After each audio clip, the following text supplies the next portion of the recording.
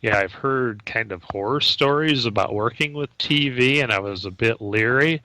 But there were a couple of things that I think were mistaken that they'd gotten from another source.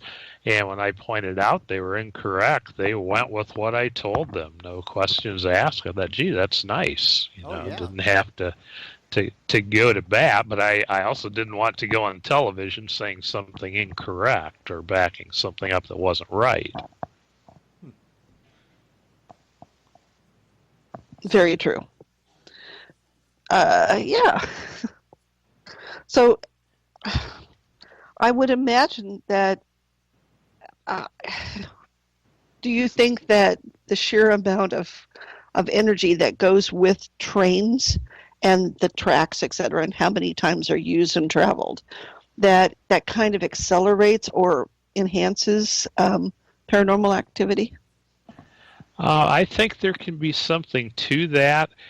These particular tracks are very busy. One of the busiest lines in the entire country, direct line from Cleveland to Chicago. And there's been different things. A number of workers have been killed right in that area. At one time, back in the 1870s, 1880s, they were finding dead infants' bodies. And our theory on that is that there were houses of prostitution, I think, that catered to the railroad in that vicinity. And we're thinking probably in that day and age, some of the prostitutes got pregnant and they disposed of the kids. Sad to say. Yeah, that would make sense. Now, Bryan's not a real big town, is it? Yeah, we're about 9,000 people, 8 to 9,000. And that's way up in the northwest corner of Ohio. Yeah, that's right, Henry. We're as far northwest as you can go in Ohio. Our county is.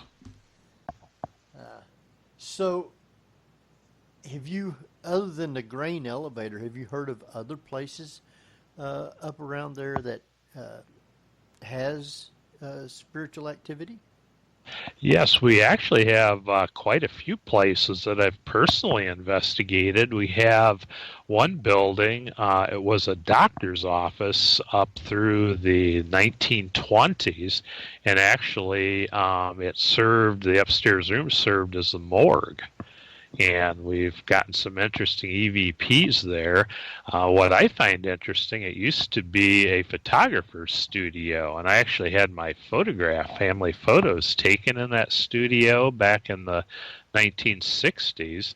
And we have gotten, John Stokes was a photographer, and his name has come through on EVPs in that area. Wow. And we've also anything in the photographs? I have not seen any photos from that spot. As far as the grain area, I think people have captured some shadow figures there. As far as photos, the best photo I've ever seen, and I was not present for it, but I've investigated many times, was taken right out at the haunted trails, the old Sanders farm where we went last year for the Paranormal View. And there is a photo taken during the world's largest ghost hunt in controlled conditions, actually a video, and I have a still from that of a Confederate officer. It's an incredible shot. Wow. And was that when we was doing the brewery? I'm trying to think if we did those. Did we do those both at one visit? I lose track sometimes. No, where was the place? Where was the other place at? This was the one out on Sanders Road, outside of Gettysburg. Oh, okay, at that old farmhouse. Terry and Amanda Thomas. Right, and we did the show from the little garage or barn thing. Yeah. Yeah. Okay, I know where that's at. Yeah. So that's pretty interesting then. Uh, we probably not going to be able to do this year with the virus going on. Uh, but if we do, it won't be until later in the year because if you try to go there during the summer, you can't do much at all around that place. Yeah, I try to avoid it from about late June to a few weeks into July. Yeah, yeah. Because September school starts back, and then so the kids usually have to be back in school, and a lot of the families don't go there then. I can't imagine the bugs. Oh, yes, there is bugs. You don't want to go out on the battlefield either.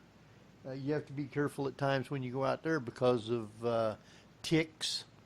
And early spring, there's a lot of snakes because all the babies are born, and they'll be out everywhere. You can see where they've been run over on the road a lot of them at a time. So, yeah, we don't like that. So, you liked Sachs Bridge. You got a lot of stuff from Sachs Bridge. Yes, I have. The downside to Sachs Bridge is it is so crowded so much of the time. Yes, it is. I found that I get my best results during the day because there seem to be fewer people there in the daytime than at night. Right.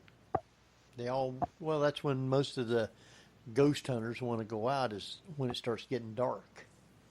And it's almost a zoo sometimes after dark. Yeah. And if they're there at night, they're there during the daytime, so they are not going anywhere. They're staying right there. You can talk to them just as easily there.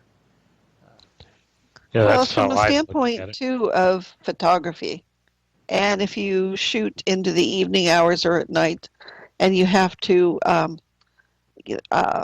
lengthen your exposure, I wonder if you get more than if you take something in the daytime when you can snap it real fast.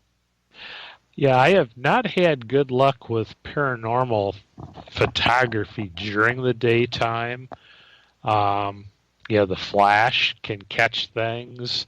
I've had bad luck at dusk trying to go without flash. I just tend to get blurry results.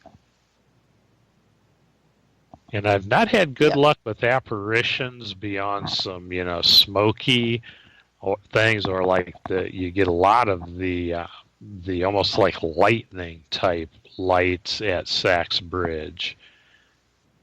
And I tend to get a lot of orbs, which are controversial. I think a lot of times orbs are natural. I also have had some times where I have captured orbs in conjunction with other things, other evidence that makes me think that these were not natural orbs. Well, running water past any sort of iron is going to give you a good electrical charge. So I'm interested in the lightning type of phenomenon. And do you see, is it large lightning? Is it a few centimeters or what? Yeah, sometimes they're very small, and it's hard to gauge how far from the camera they are. I have a friend who lives near Gettysburg who's gotten some pretty incredible formations of these lights. I haven't had anything nearly that spectacular. They tend to be colored, reddish, bluish, yellow.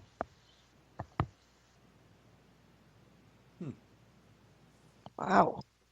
And I've never captured anything like that anywhere else. And I know there's some theories as to what causes them. I am not enough of I guess a chemist or an electrician to really express those theories.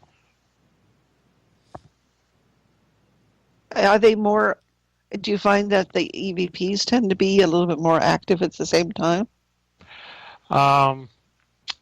I've tended not to be taking photos and doing EVPs simultaneously.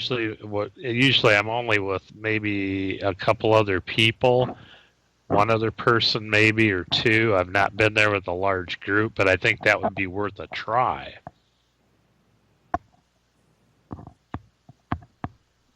Yeah. Or take the parrot. Or take the parrot, yes. Well, now it makes me want to get a parrot. Oh. Well, there's lots of other talking birds too that probably sees them that's and true. can talk. Yeah. Yeah, crows can talk. Actually, in the wild, crows have like a 200-word vocabulary.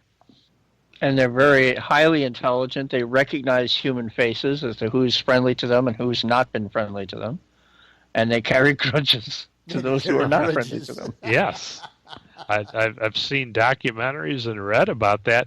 And what's interesting with crows, you may get a crow from Texas and one from Ohio, and they can't talk to each other. They speak different languages. They may have some overlap, but just like humans. That's the accent. It's that Texas crow accent, you know. What? What are you saying? Wow. Which means the New York crows would be just, or the Jersey crows. Not working well.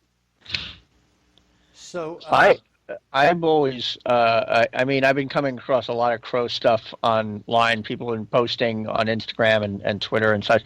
And if you raise a crow from a baby, you got a friend for life. They'll go out and they'll form their own families eventually when you release them.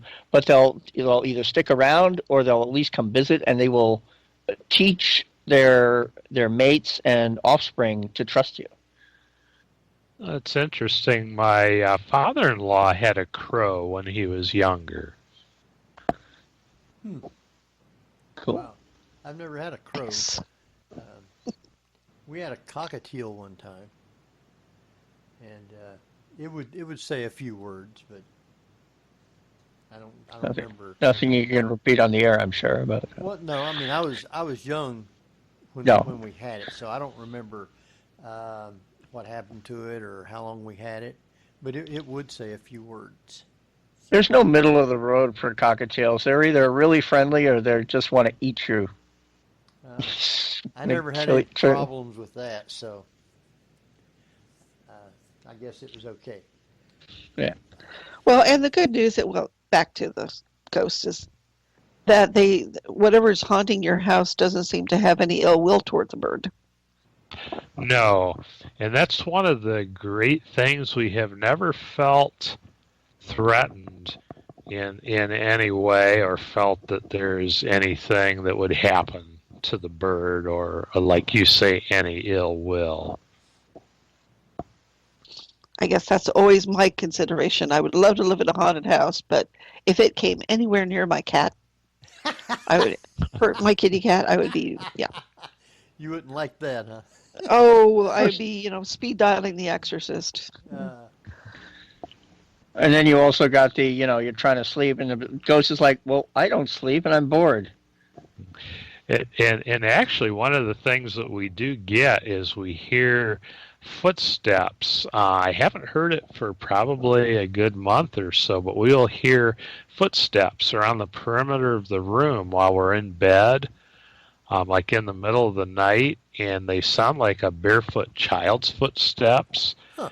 And the child plays, the child's spirit is what it seems to be. My wife has a stand with necklaces, and actually these necklaces will move, and you'll hear them kind of clink together. Huh. Well, that's pretty interesting. And they say, we think we know who this spirit is.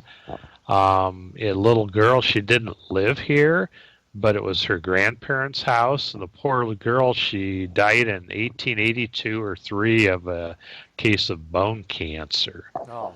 Very, very tragic.